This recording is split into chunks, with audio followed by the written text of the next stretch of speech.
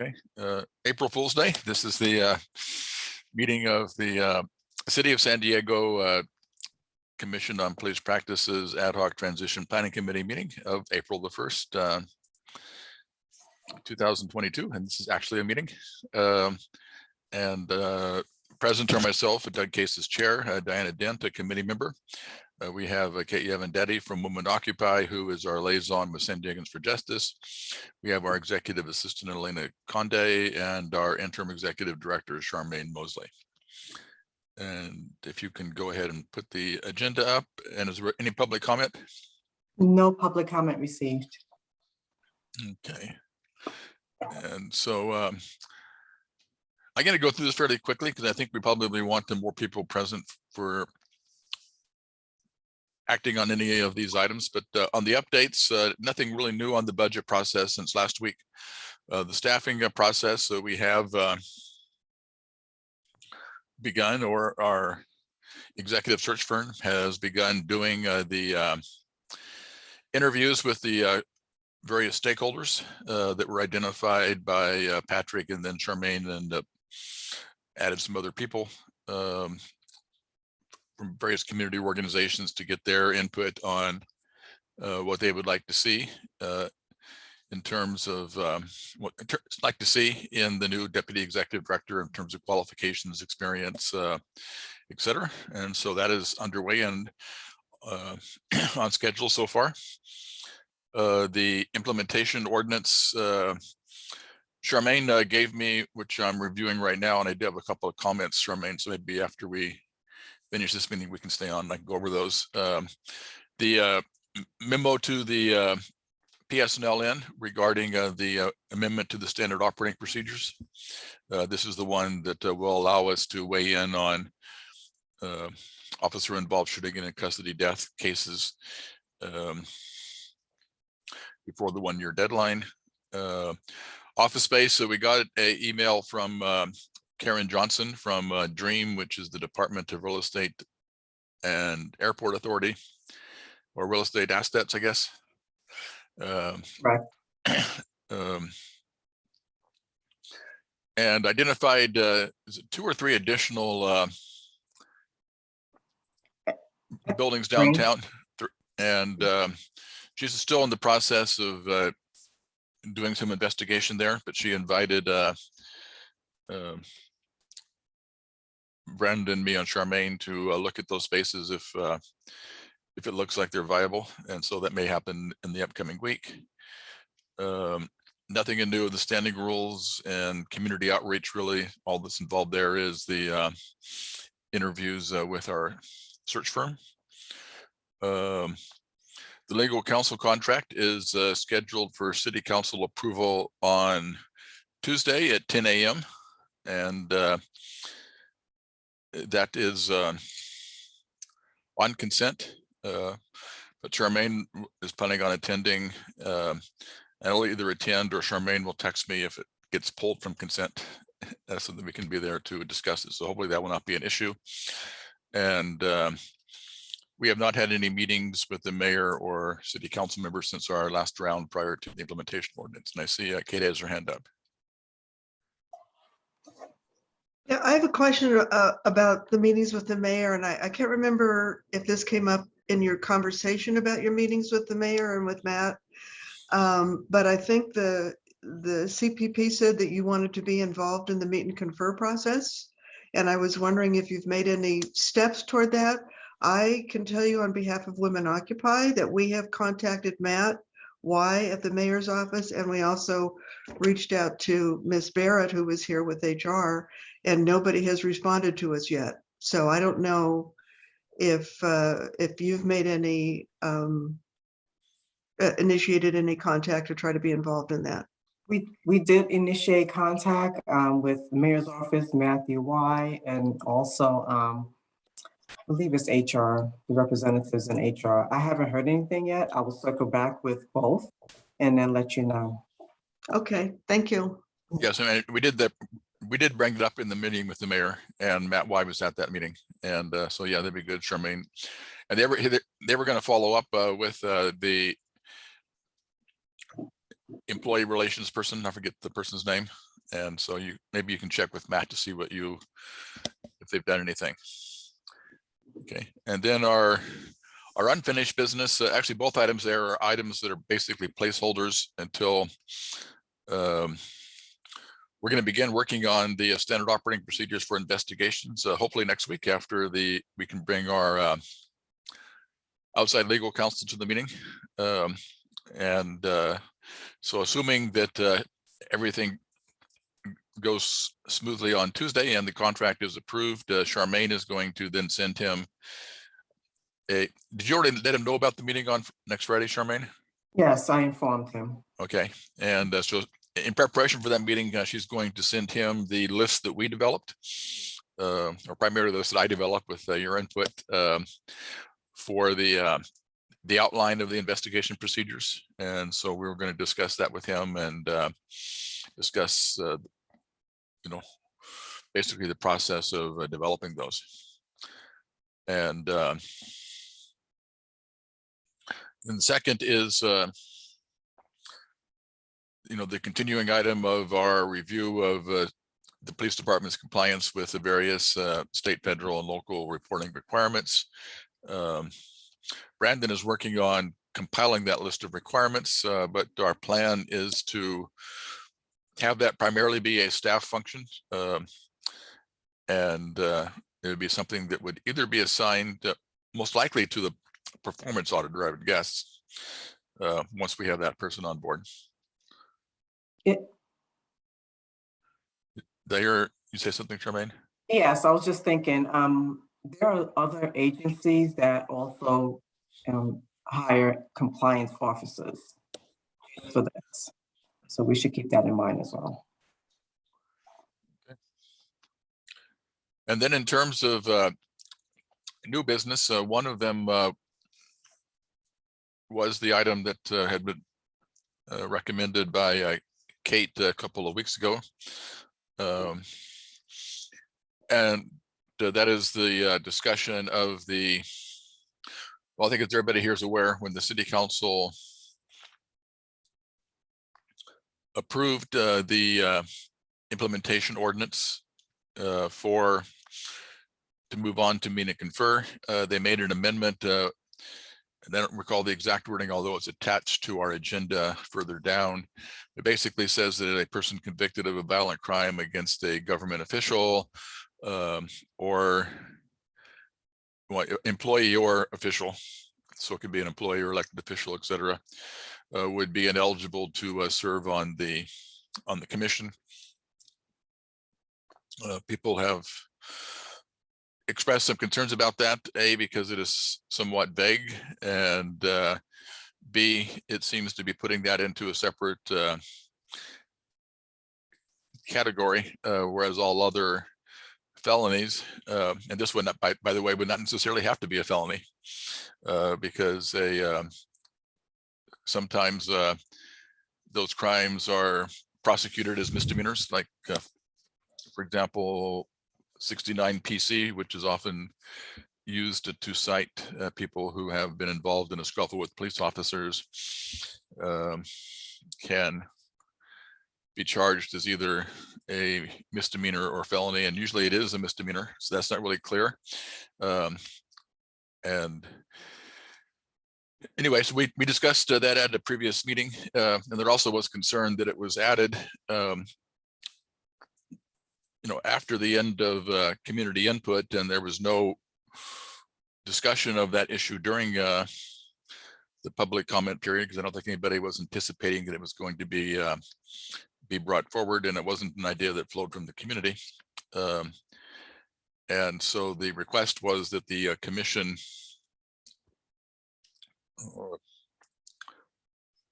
consider it,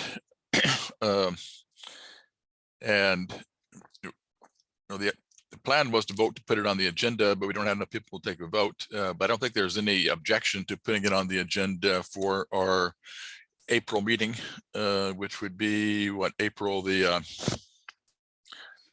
26th. Some of the practical concerns that I have.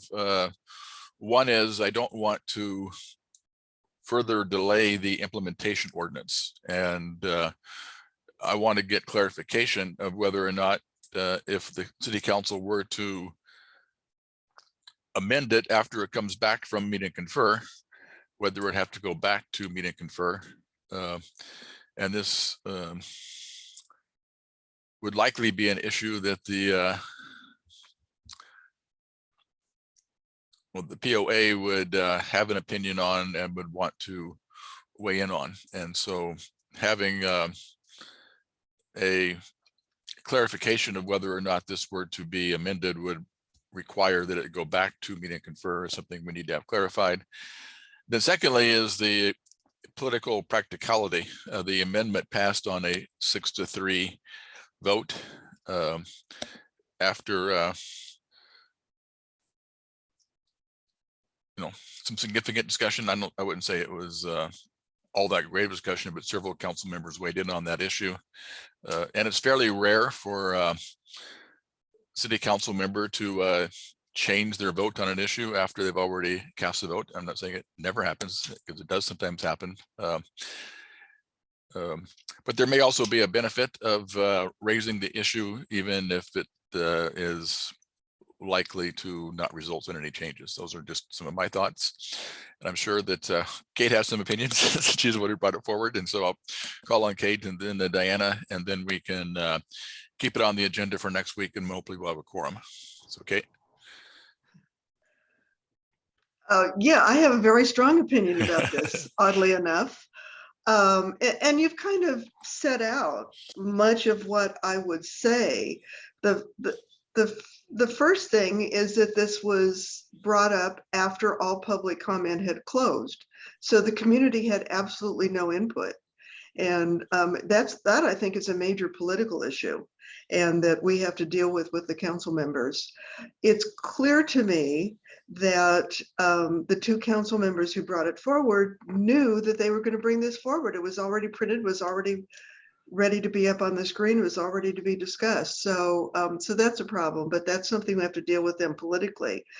But as you were talking, I was also thinking, because I look at this, but I'm not a criminal defense attorney, but it seems to me that this is so vague that it's unconstitutional. And it may be a question that you want to bring to legal counsel, because like you said, what is a violent crime? Could be a felony or a misdemeanor. Does it also include juveniles? For example, my 15-year-old son, who was found guilty in juvenile court of assault on an officer when he was 15. There is no time frame on this. It could be something that happened 50 years ago. And again, it pulls out a special group of people against who, quote unquote, a violent crime was committed. So there are so many problems with this. This, I think, is something that would, if there had been robust discussion and legal counsel had looked at this, and it's kind of surprising because the two council members are former city attorneys. I just don't see that something that this vague could have been put into an ordinance. And then, I mean, the other part of that is the hypocrisy of the fact that the community was in an uproar about mandatory exclusions for membership. And so based on the community comments that were substantial, that was removed. And then this gets thrown in. And so I'm just, my request, I guess I have two. I mean, one is that you might ask your legal counsel to look at it and see if he thinks that there's, our legal counsel, by the way, has looked at this and thinks that there's significant legal problems with it just in general. So the city could very well be looking at litigation. And that's what we said, for the other mandatory exclusions. But I don't know if it's something that you want to give to him or not, but I'm hoping that the transition committee, I know we can't today because of the don't have a quorum, but I would hope that the transition committee would take a position against it And, you know, you could write up something that's may not use some of the words that I have used or would use, but that would be, you know, more politically correct. But I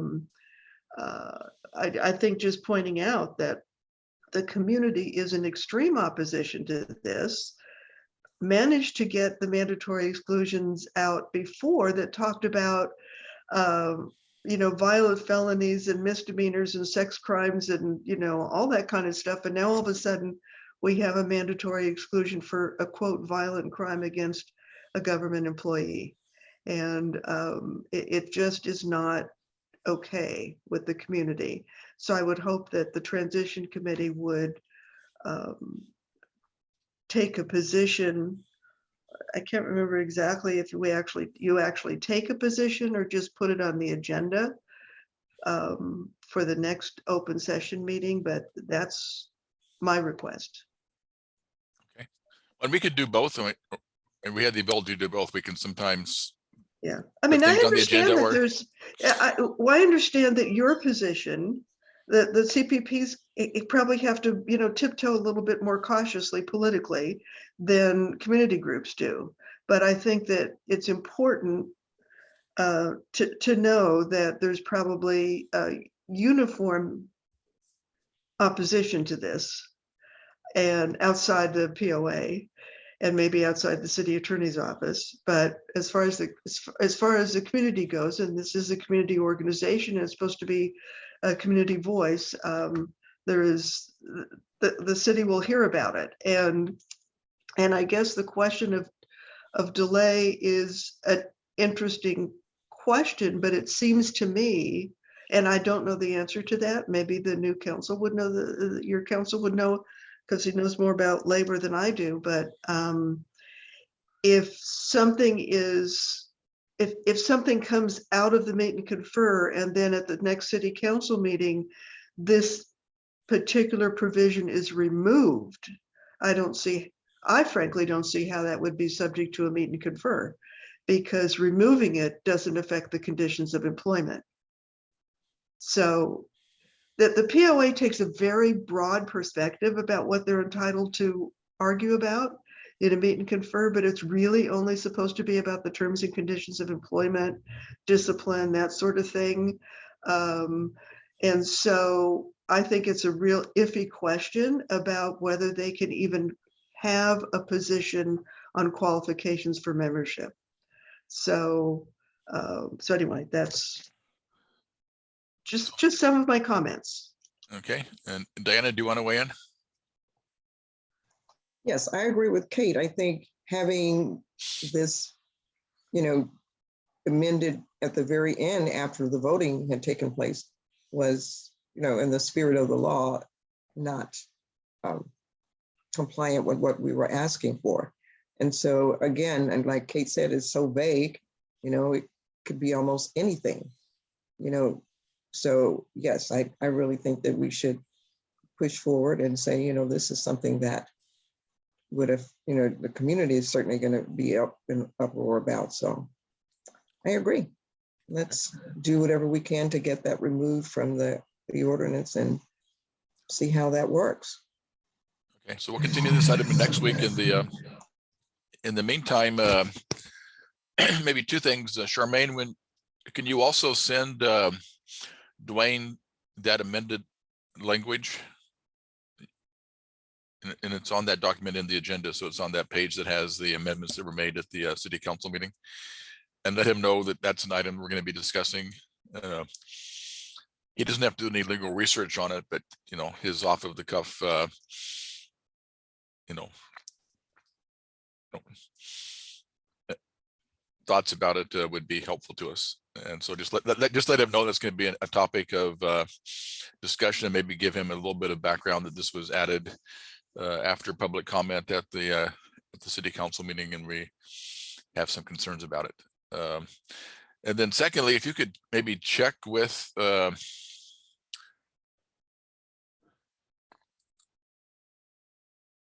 probably the employee relations person and ask him that question of whether or not, if this were to be removed,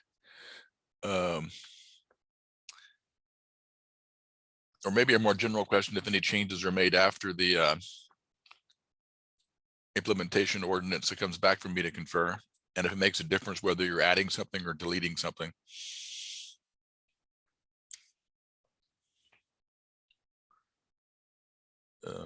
And you're on mute, Charmaine, but I heard your. The question is, can changes be made after meet and confer? Right. And then, and I guess a more specific question, although the, employee relations takes a broader, a more cautious approach and with regard to what's subject to meet and confer.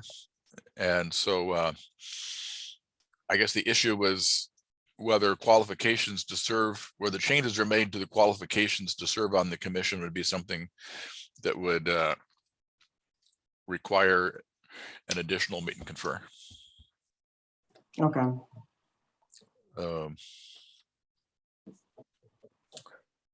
Okay, and then we can move on to the next item on the agenda. Oops. Which is the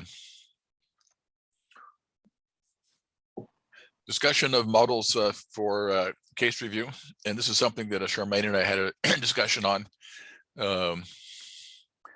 and wanted to bring it to the implementation committee. And again, I want to get the more robust input than just the three of us. But the issue is how the new commission will review cases that are completed by internal affairs or the professional standards unit. And the issue is that even if we were to get caught up in all of our cases, we're still going to have, the new commission will still have more cases than the old CRB does, because we will have, in addition to review of the disposition of complaints that were investigated by IA,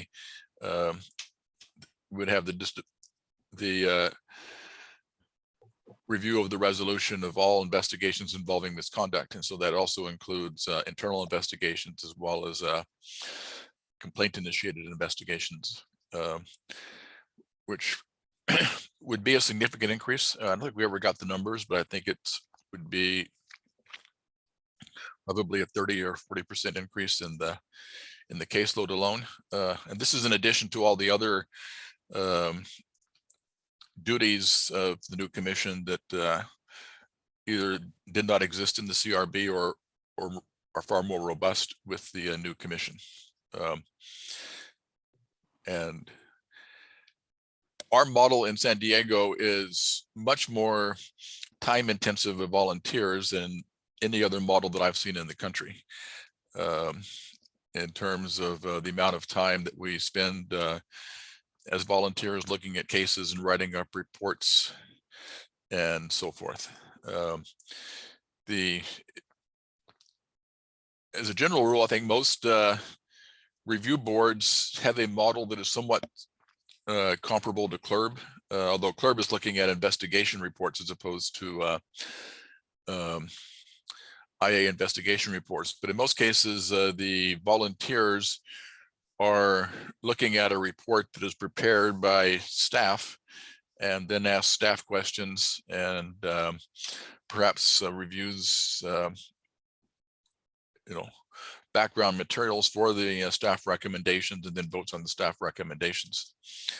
And so I wanted to put forward a proposal that we look at a similar model for doing review of internal affairs investigations. And that might entail having a staff member kind of do what the team initially does now of doing a analysis of the IA report, looking at the body worn camera and the interviews and seeing if there's any holes in the report, and writing up a report.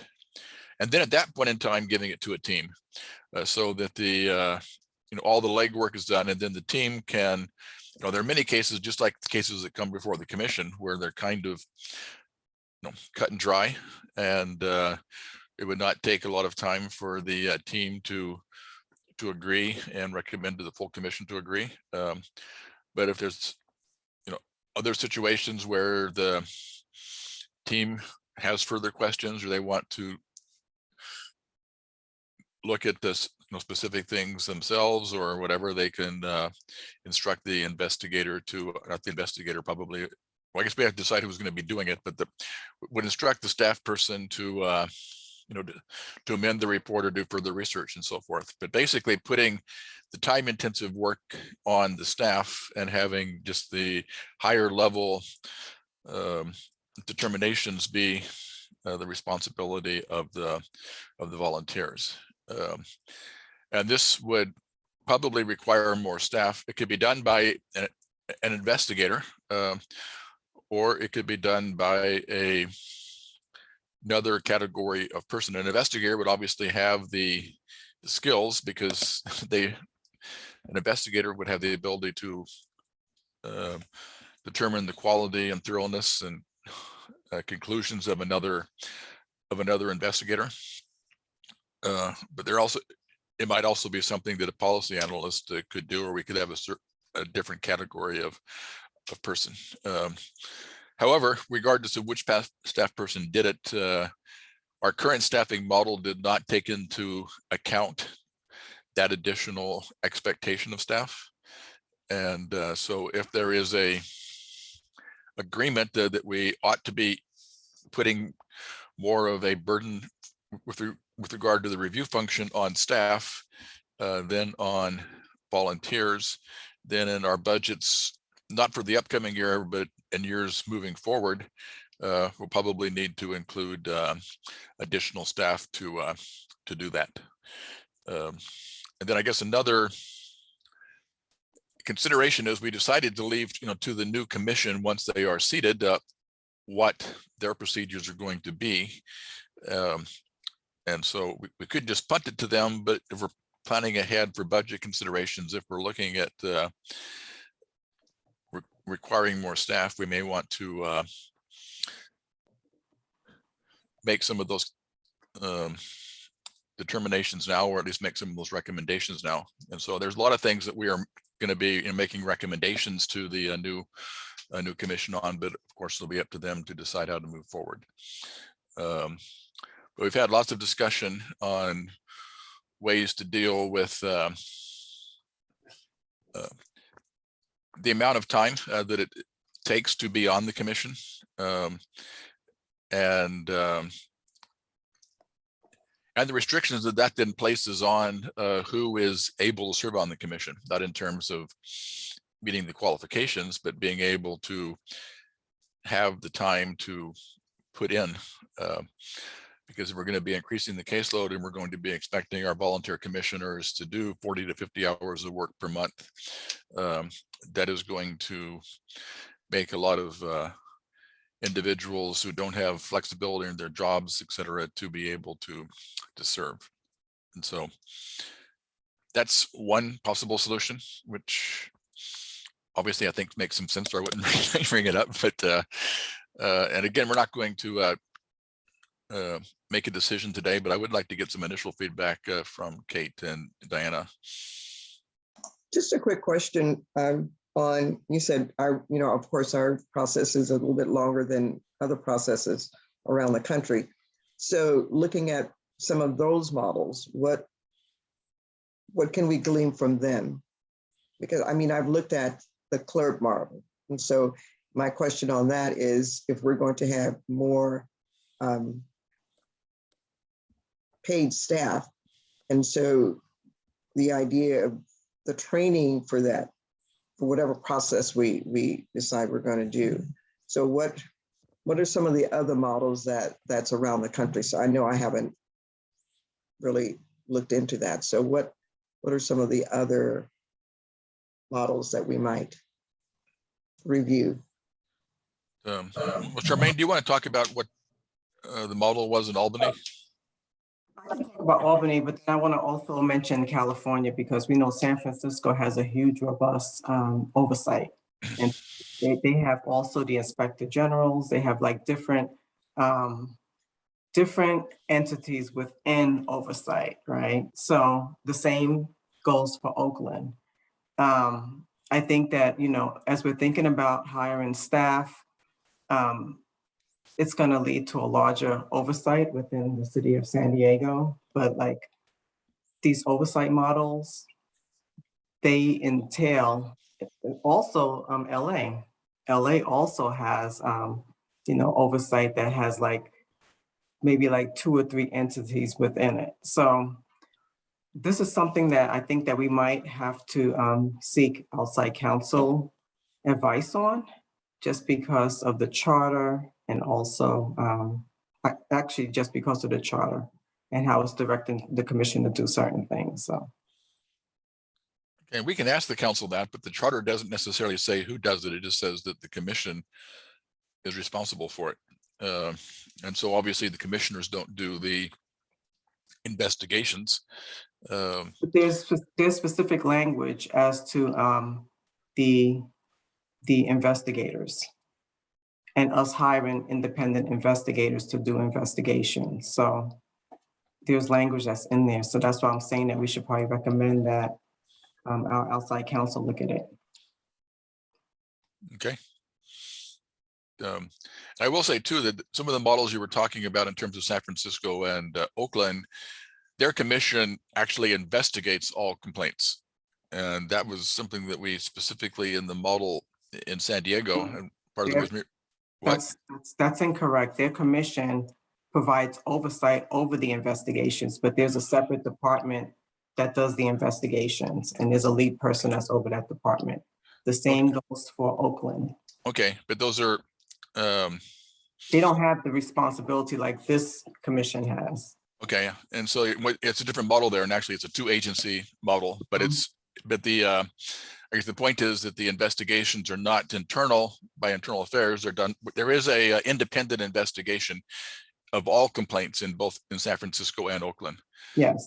And that was something that we recommended that we, well, what Measure B did was to put the most important investigations as a requirement, and then having other investigations be discretionary. And that was part of the reason that it got the support that it did on the city council, was it was not going to be near as expensive as the other cities were. We're still much less expensive than the other cities are, and even doing this would be much less expensive. But you are correct. But actually, to a certain degree, it's kind of what you were suggesting, because their commissions there do look at they oversee the investigators. But it is a little bit different in that they're looking at investigation reports as to reviewing internal affairs reports. And I can also talk about what we used to do in Albany. In Albany, they had a review model. They also had monitors/investigators. They were really monitors, right?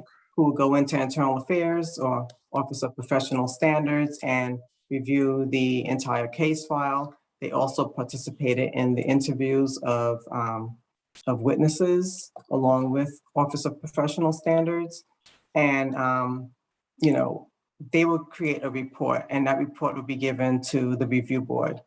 And they will also present to the review board, you know, the report and their findings. And then the review board would actually vote on the monitor's report. So that's how that process was in Albany.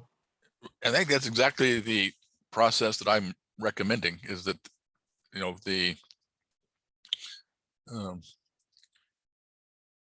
to use the term they use, monitor, that there be a monitor of internal affairs. It may require, we'd have to look to see whether or not Measure B would allow for their participation in an IA investigation, i.e. like attending interviews that IA did and so forth. But without that, you know, getting into that much in the weeds, that's kind of what I was looking at, is kind of the Albany model of having a monitor, evaluate the IA investigation, and then present their evaluation to the commission. and the commission would then make the determination. So the commission could ask them to go back and look at some additional things or answer their questions, et cetera. Yeah, Charmaine? Yes, but let me just also add, that was only for select cases like officer-involved shootings and custody death cases and those serious type cases, right? And then the review board will also be able to, well, this is in Albany, New York, they will also be responsible for reviewing cases. So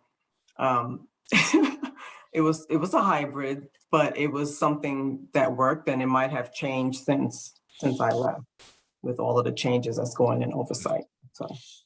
All right, just another quick question. We know how long it takes for IA and for the district attorney to investigate an officer-involved shooting in custody death.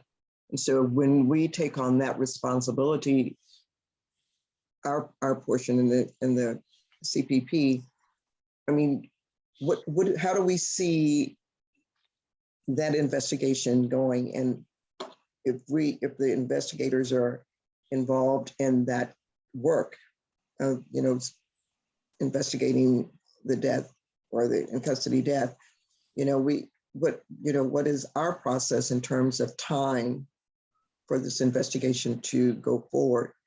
Because like Charmaine was saying, so the cases don't stop coming. So, how might we handle that process? Well, and that's going to be part of what we determine when we establish the investigation procedures, is going to be not only the investigation itself, but what the outcome of that investigation is handled. Is there going to be a hearing and so forth? My thought is that we ought to have the commission have a similar role with regard to review of IA reports that we do for review of investigator reports. And so when we, the commission itself, will be acting on recommendations from investigators. So investigators make recommendations. They don't make decisions on whether or not things are within policy or not within Right. policy.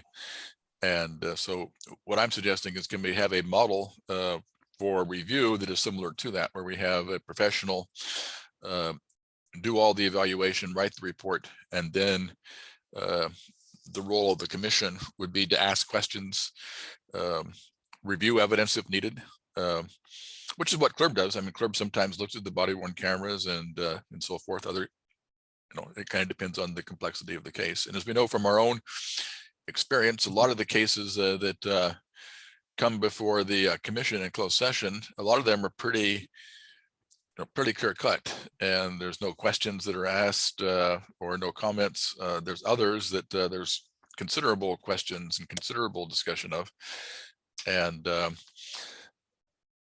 and I would assume that on those cases where there currently are considerable discussion amongst the commission, that there would also be similar questions that the teams would ask of the staff member who prepared the report and so forth. And that's another question too, is that if we were to go to a more staff intensive approach to take some of the time off of the volunteers, would we still want to use the team approach? My initial thought is yes, I like having teams because people feed off of each other, and sometimes when sometimes you can be a little hesitant about, I'm not sure about that, but if two people see the same thing or have the same concern, then you feel more comfortable with saying maybe we should pursue that. And then other times, one person can look at something that a conclusion by IA and say that makes sense, and another person can say, hey, wait a second, I haven't, have you thought about that? Does that make sense? And so I think at least having two eyes on it makes sense. So if we're going to use that approach, I would recommend that we have at least 2-person teams doing it. But those are just some of the thoughts. Like I said, we're not going to make any decisions today, and it's not our decision to make. We would recommend to the to the commission. But part of the reason that I brought, well, there's actually basically two reasons I wanted to bring it forward. Number one is that we really do, I mean, our current situation makes it clear that we need to reevaluate our model. And I don't think our current model is sustainable in the new commission. And even though there's a couple of individuals, or maybe one individual who wants to keep the current model, I think that most people on the commission realize that our current model is not sustainable in the long run. And then secondly, if we are going to be looking at something that would be more staff intensive, we need to begin planning for budget requests that will include more staff for monitors or that. And so that's why I'm bringing it up at this point. But I also want to, as I said before, allow the new commission to make, those decisions for themselves once they develop their own procedures. But we need to do some of the legwork and make some of these recommendations. So any other thoughts on that before we move forward? Oh, Kate, you're shaking your head. Do you agree, or you have? No, I didn't really have anything else to add to that. I mean, you folks do the work and you know what the work is. I think there was an assumption, I had made an assumption that once there were independent investigators, that the commissioners would rely on those investigations and only and ask questions, and if they want to again see witness testimony and that sort of thing, ask for that, but that it would be primarily staff driven. That was my assumption.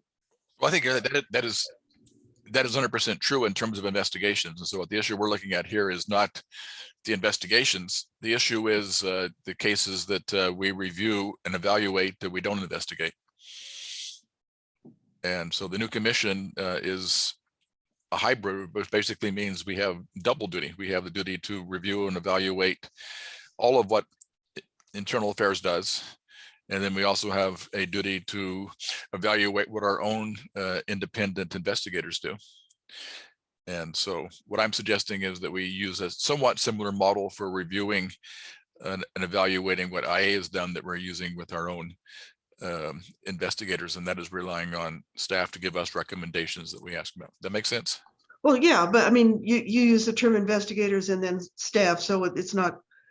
My assumption is that even those that didn't need full investigations, that a trained investigator would be looking at them and then making some sort of an assessment. Well, that's exactly what I'm saying. And I'm saying staff because I'm not sure whether it would be a investigator or monitor, or whether it'd be the same people and so forth. But obviously it would be a person who would have investigation experience. And so, and I kind of like the term monitor that I guess Albany used. Is that correct? And to kind of have the distinction between things that are independently investigated and where we're evaluating somebody else's investigation. Anyway, so people can think about that, and then we can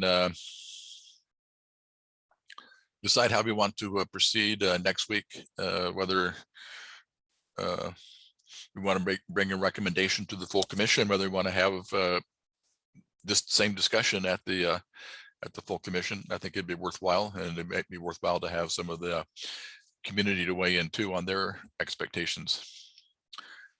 Okay, if we can go back to the agenda, I think we're almost done. And so, well, I think we have our agenda for next week, because we're going to continue the two items that we discussed today. And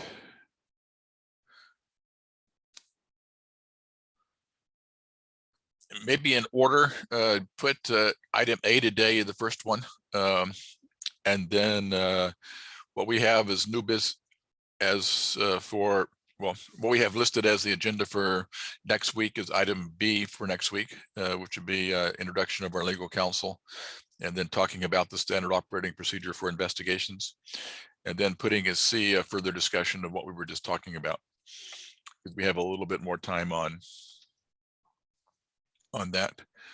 Yeah, there's a possibility that I might not be here next week. I have a court hearing and I don't know how long it's going to take, so I'll come in as soon as I can. Okay. And we'll just tell the judge that you have more important things to do. Yeah, good luck. Okay, anything else that people want to add to the agenda for next week? Okay, and so unless there's anything else, we can go ahead and adjourn. And then Charmaine, if you can stay on so we can talk about the memo regarding the interim SOPs. Oh, I had another question. I mean, is there a problem with the time?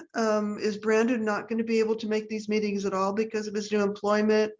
And Patrick seems to have medical appointments frequently on Friday mornings. So we had changed the time from noon to 10:30 because of Patrick's class schedule. So I don't know. I'm just raising the question because the two of them are gone and it's hard without a quorum. So I don't know if you guys want to have that discussion. Yeah, we among can check with yourselves. Patrick, I think, and we can ask him. I And it may- personally prefer noon because I never have court at noon. Right, because Okay, everybody well, what, closes from noon to 1:30. But well, next Yeah. week when we come to the item on the agenda for item number 8, the additions to the list of items. Well, actually, item number anyway, we can put on the agenda for next week a discussion of the items to put on the next week's agenda, as well as the time of future meetings. And I think we did that because of Patrick's teaching schedule, which varies quarter to quarter at UCSD. Brandon does have flexibility to attend,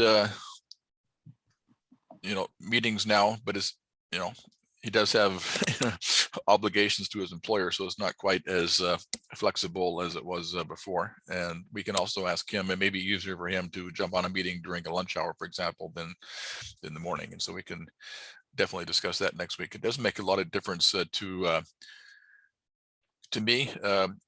I also, by the way, may be taking on some additional responsibilities with the senator, but we'll have some flexibility for. I don't think the timing of the meeting would affect that, so we can add that for next week for sure.